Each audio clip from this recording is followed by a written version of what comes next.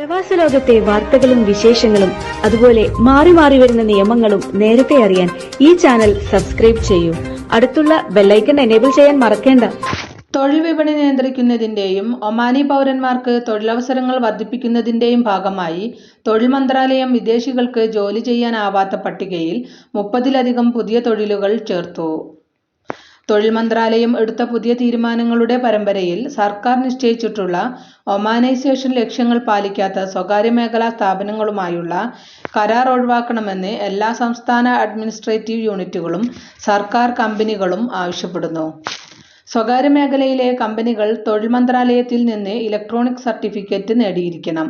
അവരുടെ തൊഴിൽ മാനദണ്ഡങ്ങളും ഒമാനൈസേഷൻ ശതമാനവും പാലിക്കുന്നുണ്ടെന്ന് സ്ഥിരീകരിക്കുകയും വേണം.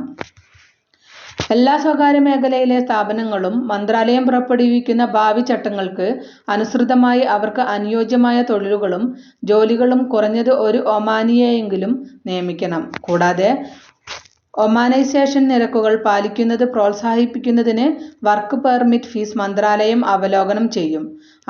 ലക്ഷ്യങ്ങൾ കൈവരിക്കുന്നതിൽ പരാജയപ്പെടുന്ന സ്ഥാപനങ്ങൾക്ക് ഫീസ് ഇരട്ടിയാകും.